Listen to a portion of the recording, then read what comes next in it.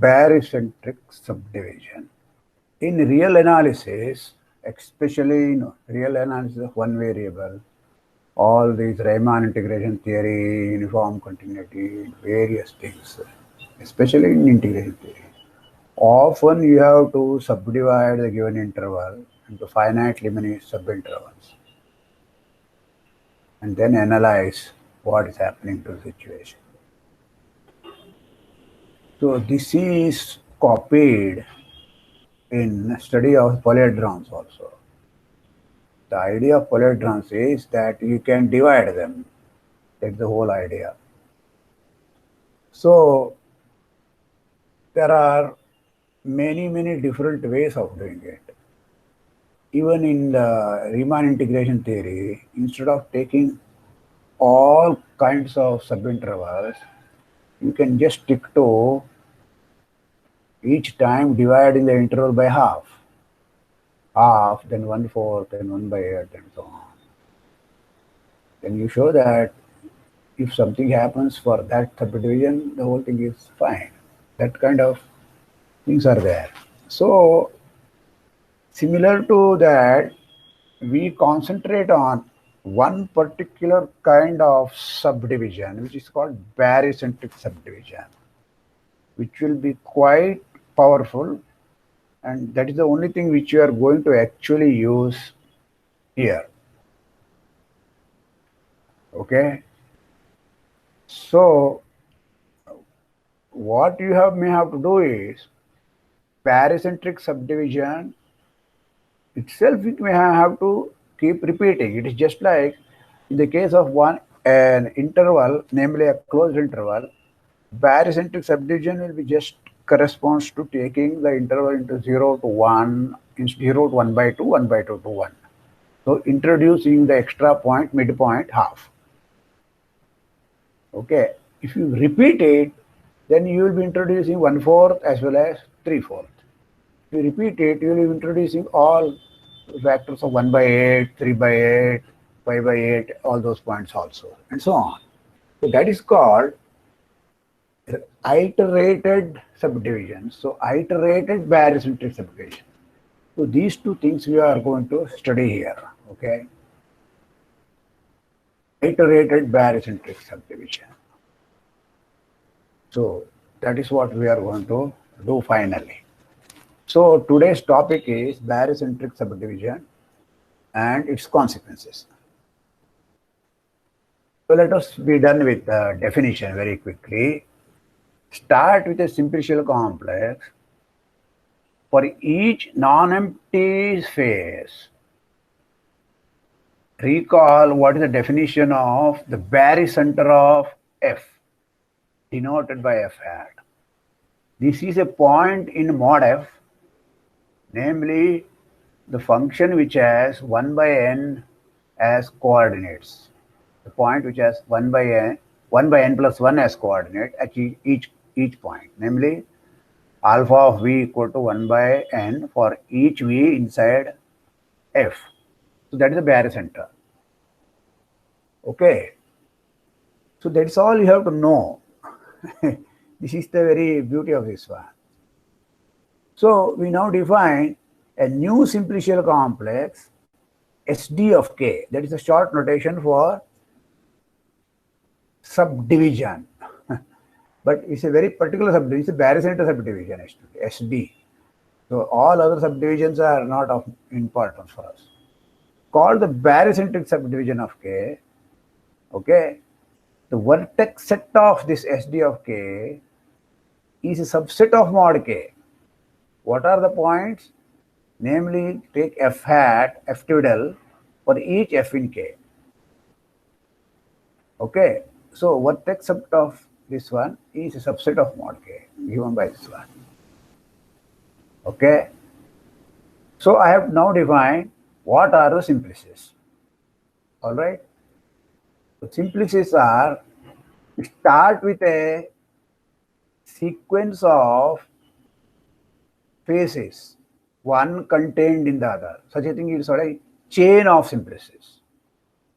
F0 contained in F1, contained in F2, contained in F2. No repetitions. Okay, so this strict sequence.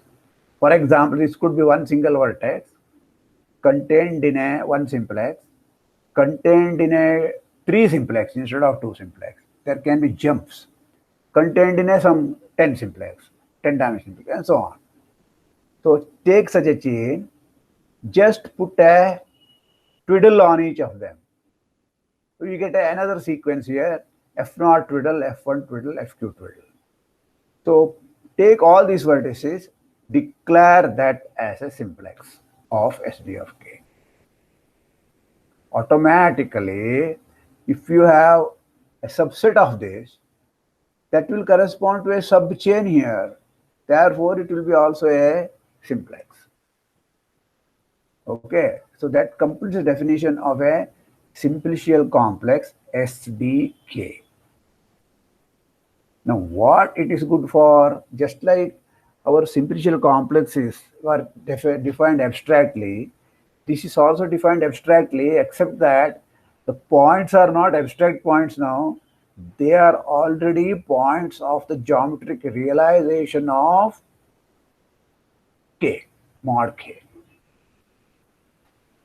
So in that sense, they are much better geometrically. So here is a picture that we are going to do. This is the original simplex here, simplicial complex here, with one edge and one triangle. Okay.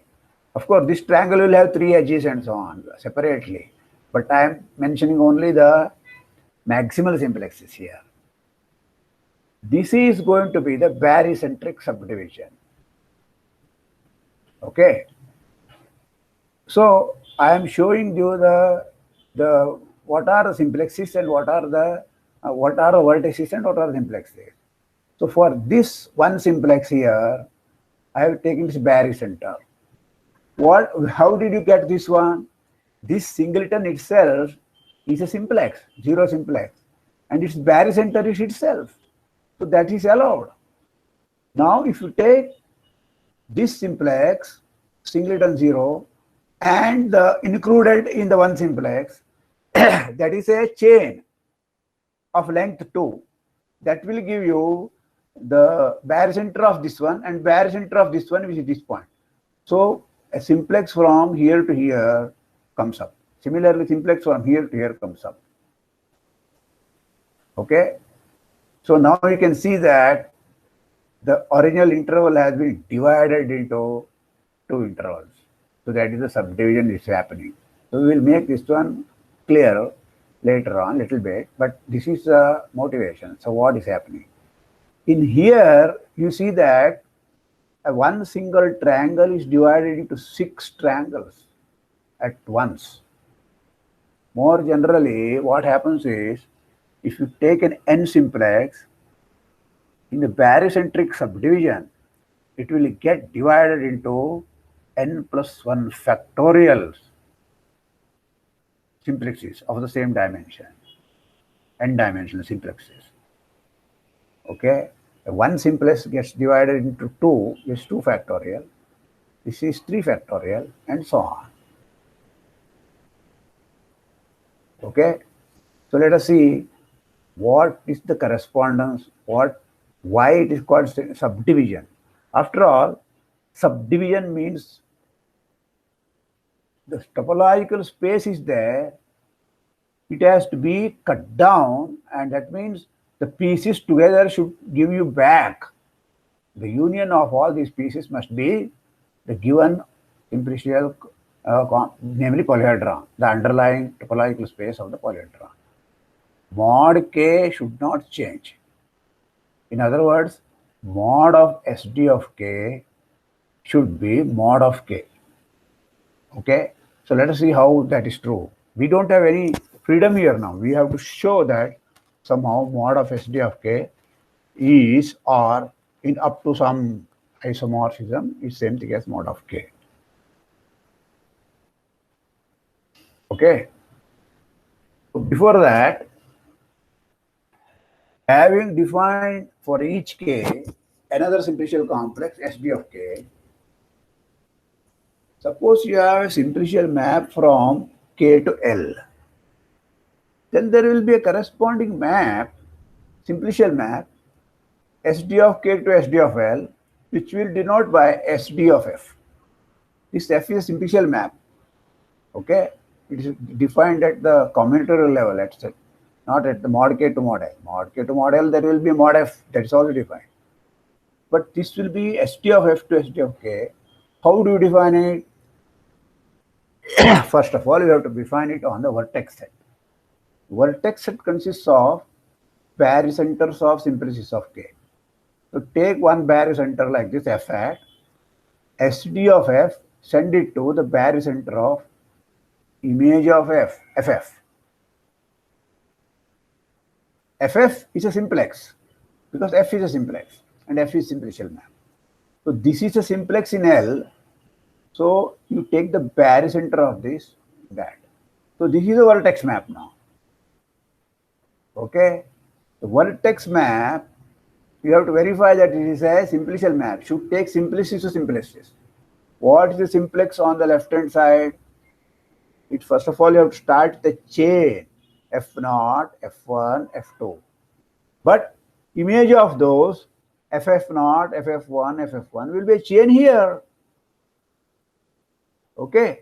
Now what may happen is some of these may become equal. Doesn't matter. You throw away the equal one and write the proper chain. Okay.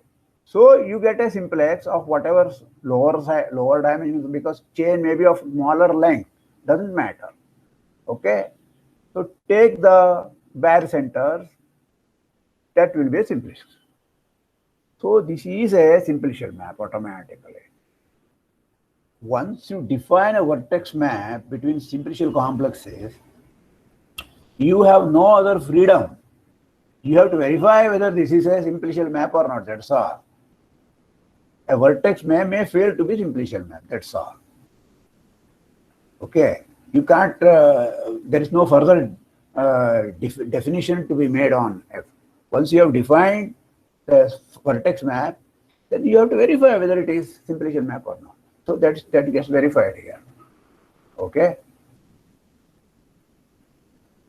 So in particular, if K is a subcomplex of L, take the inclusion map here. Take a subcomplex. Then that is a simplicial map. Not all inclusion maps of vertices may be subcomplexes. But this is subcomplex, take a subcomplex and then take the inclusion map, that is a simplicial map. That will give you SD of F, SD of that will be automatically a inclusion. Okay, so SD of L, SD of K will become subcomplex of SD of L if K is subcomplex of L.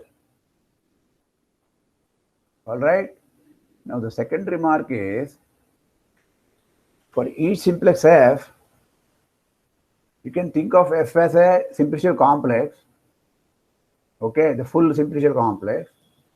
Then look at the inclusion of SD of the boundary of F. Boundary of F is a subcomplex of F. So SD of boundary of F to SD of F, this is an inclusion map. This extends to a simplicial isomorphism of, these are the bases now, okay, but this is a sub of this one. If you take the cone over SD of F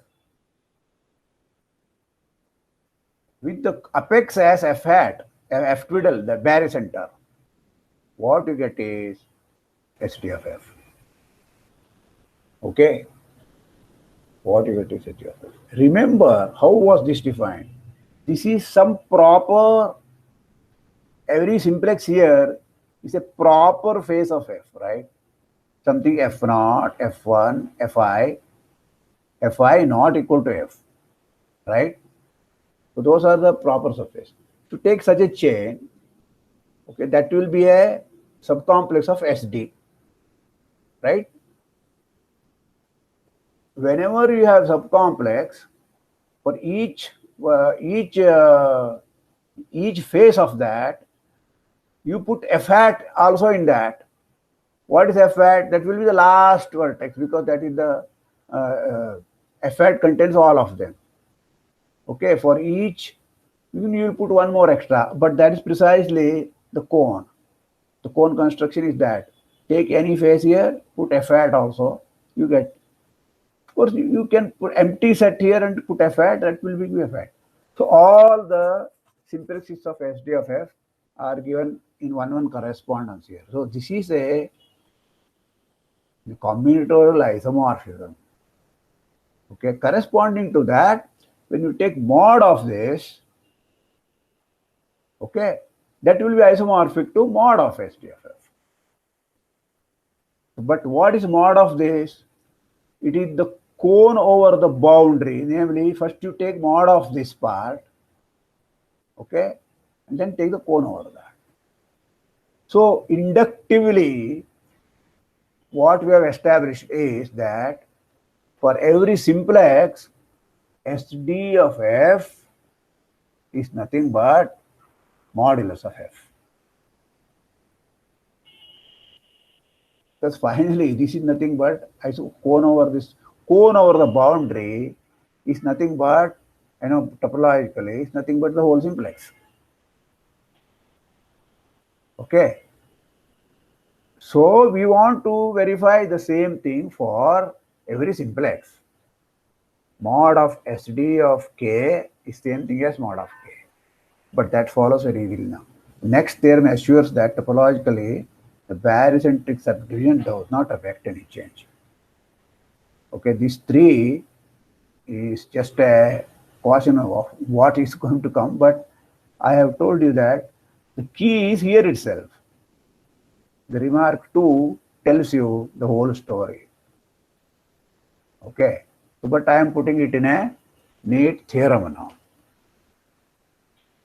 I have already observed the key observation is already done into. So now we will summarize this one here. The inclusion map of the vertex set of SD of K into mod K. Remember, every vertex here is some point here because it's some F hat of something. F hat means what is the barycenter of F. Okay. This linear map extends, this inclusion map extends linearly on each closed simplex of SD of K. Okay. You can extend it like that. Then the extended thing defines a homeomorphism of H from mod SD of K to K. So this homeomorphism is not anything cooked up. It is just the linear extension, by which I mean affine linear extension on each subpiece here, on each simplex here. Okay. The linearity on that coincides with the corresponding linearity on this one. The linear structure is same.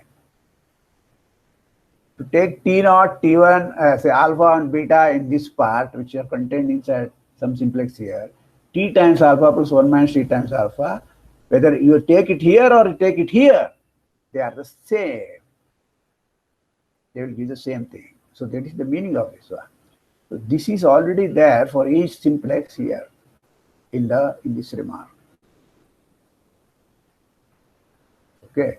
This homeomorphism is canonical in the following somewhat weak sense, because the word canonical is usually used in a much stronger sense, namely functoriality. Here you don't have full functoriality. It is functorial for inclusion maps. Suppose you have a subcomplex K to L, the following diagram is commutative. You take SD of K that is contained inside SD of mod L, modulus of SD of L. You have a homeomorphism here, this H, to mod K. And here you have mod H, the same homeomorphism. This canonical homeomorphism. This homeomorphism doesn't depend upon whether you take L or K and so on. That is the whole idea of saying that it is canonical. There is homeomorphism here, the inclusion map here. So this diagram is commutative, whether you include it here this way and come here, or this way come here. Same thing. How to verify this? You have to do it for one simplex each time. Okay, that's all, and that is taken care by this this this key lemma, key observation here. Okay, so let me repeat.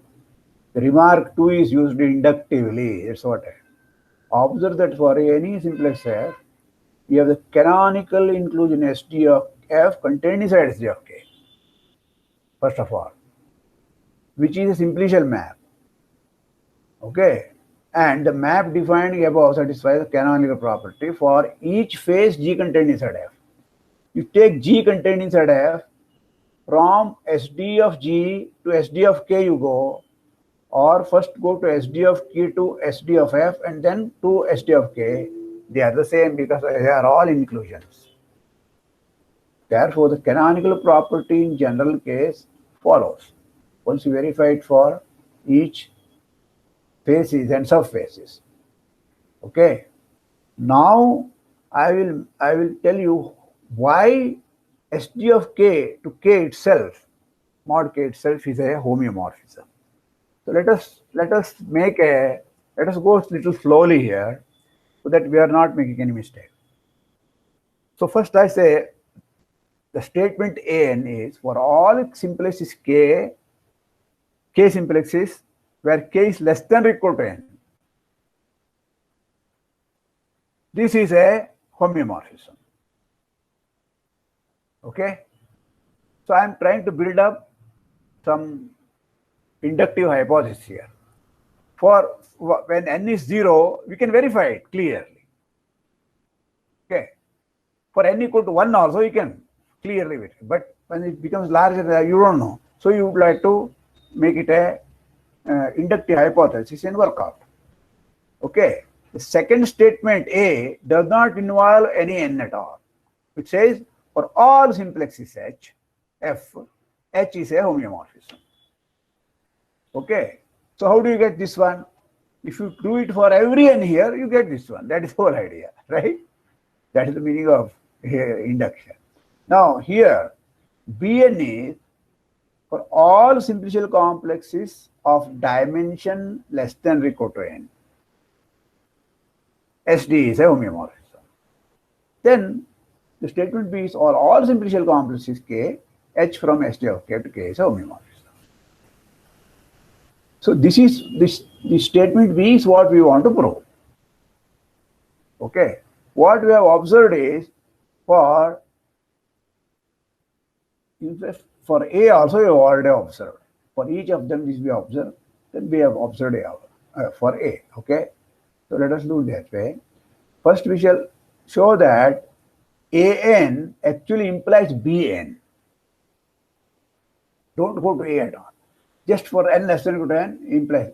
That means what? Suppose you have observed for the 0 simplex, what is the barycentric subdivision? It's just B0 itself. So it's a homeomorphism. There's only one point. Okay. From this, you will conclude this one for all 0-dimensional simplexes. What is a 0-dimensional simplex? It is just a disjoint union of vertices. When you take barycentric subdivision, it will be the same set of vertices, nothing more. So it's identity map. Right? So K equal to 0 or N equal to 0, this is verified. That is the meaning of from AN to BN you come. Okay? For dimension 0, so A0 implies B0. Right? So same thing, you verify for AN. So let dimension of K less than or equal to N, given any beta inside K, where it will be inside some F, and modular and dimension of F is less than or equal to N, right? Therefore, this AN, okay, from this AN will tell you that H is surjective map from mod F to this one. So this alpha is picked up or beta is picked up. Given alpha in SD of K, check first H alpha is in F for some F inside K. If and only H of support of alpha is inside F. Okay. So while H of alpha belongs to this one, support must be contained inside F. That is the meaning of this one. H alpha belongs to mod F means what? Outside F, if you take a vertex, then H alpha of that vertex is 0. So non-zero things are only inside F. That is the meaning of this. Therefore, if you have 2 points, alpha and alpha prime, belonging to SD of K, are such that H alpha equal to H alpha prime, say equal to beta, then I want to show that alpha equal to alpha prime, no, for showing injectivity. Then, if this is equal to beta, you find first of all some F belonging to K such that both H of support of alpha and H of support of alpha prime are contained in this F. There is some common F. Okay, that's namely it's beta. If beta, there is a point beta, the support of beta is nothing but some simplex, and that is we can take it as F. That's all. Okay. Now what happens? Now you apply AN. Okay. AN is injective, so these alpha and alpha prime are in some simplex. First of all, one single simplex. So therefore, see, this is the point here. If the image is simplex, first of all, alpha and alpha prime must be in the same simplex. From different simplexes inside K, they will never go to this. They will never go to simplex unless there is a larger simplex containing them. Okay, so H alpha must be H alpha prime. Therefore, what happens? Alpha must be equal to alpha prime. So H is injective. Okay. Clearly, H is continuous. Continuity is verified by checking it on each simplex where it is linear. Okay. So to see that, finally, I want to say that H is closure map. A continuous bijection which is a closure map will be homeomorphism. Take a G which is inside SD of K. Take a closed subset. We must verify the HG is a closed subset. For that, I have to verify HG intersection with any closed simplex inside L is closed in F, mod F. Okay. So this is actually the image inside K, not SD of K. Sorry, which is inside K. F is inside K. But HG intersection mod F is nothing but H of G intersection SD of F. Okay. G is a subset of SD, right? So H of G intersection inside SD of F, because whole thing doesn't go out of that one. G is inside F. Okay. HG intersection F. Instead of F, this is just SD of F. So G is closed. G intersection SD of F is closed. Okay. And H is a closed mapping. H is homeomorphism SD of F from AN. So we get the HG intersection F is closed. In other words, once you verify it for each N, all these things can be reduced to, verification, injectivity, surjectivity, and continuity are all verified, restricted to each mod F. Okay. So, to compute the proof of A implies B now, all that you have to do is AN for every N, and AN implies BN for every N. So, you get for all of them. That is the meaning. Once you prove AN implies BN, so this, because every point is in some finite dimension. Okay. For each of them, I come back to the point 1 here. This is the picture, finally. This is, sorry, point 2, remark 2 that we have started with. SD of the boundary to modulus of the boundary itself. This is by induction, because it's of the one dimension lower.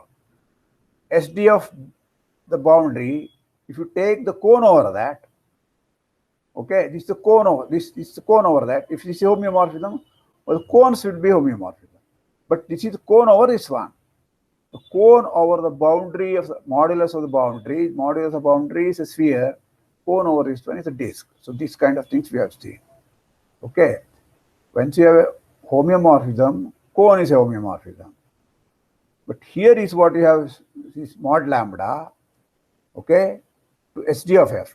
What is this isomorphism? We have seen that at if you don't take modulus, there is a lambda. This lambda is an iso. One mapping is there for each simplex union f hat. You get a corresponding simplex here, corresponding longer chain, one extended chain here. For that one you get that map is lambda here. Okay, so here this is the topological homeomorphism code construction that we have seen. Okay, so this diagram is commutative. So this is the final SD of H map. Okay, so I explained this one. The vertical lambda represents the homeomorphism is very canonical isomorphism. Okay, so this proves an plus 1. That means assuming an, you get a for here.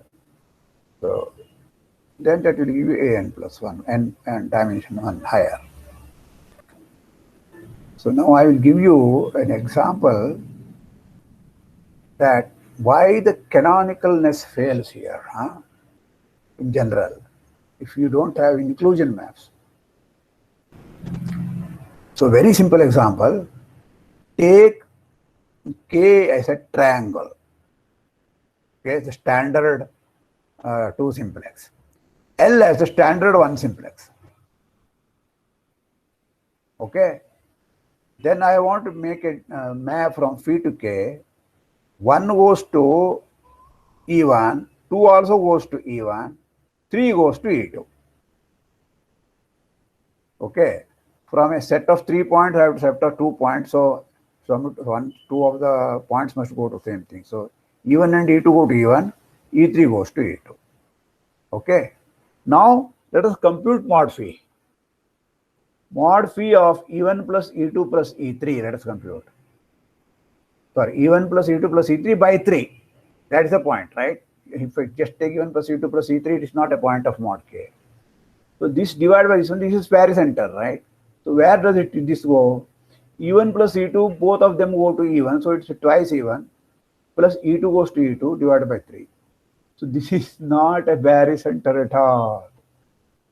You see, E1 plus E2 by 2 is the barycenter of delta 1. It's not equal to 1.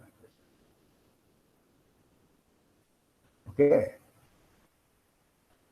But SD of V would have taken it you to the barycenter by definition. Okay. So these two are not equal.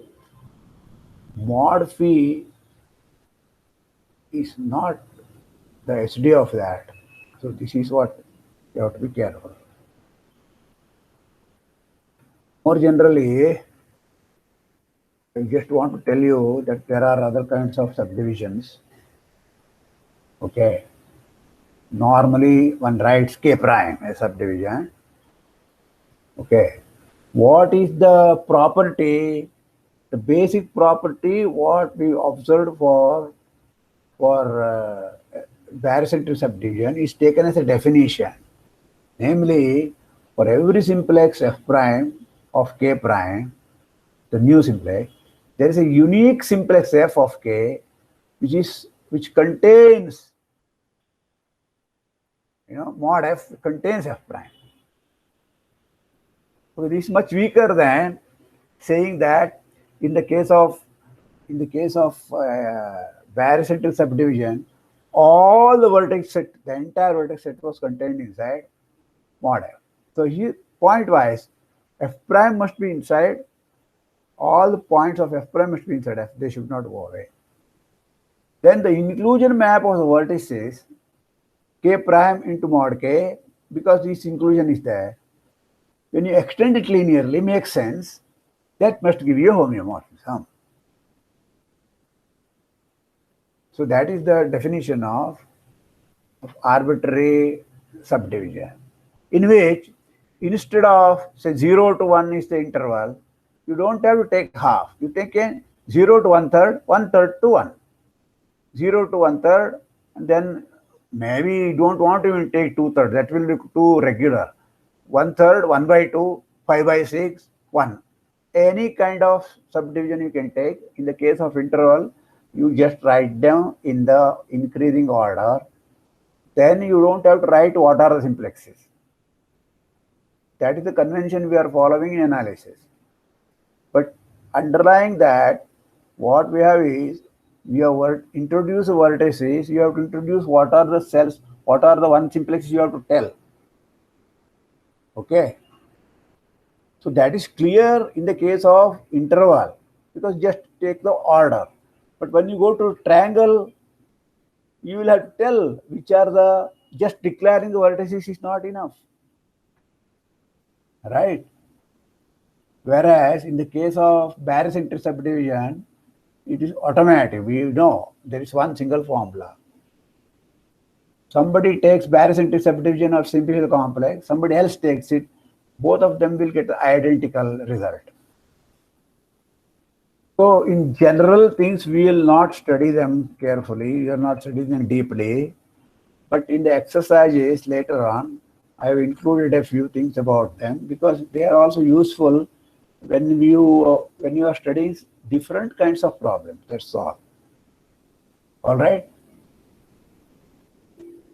So let us stop here, and next time we will do what is the meaning of finer subdivisions.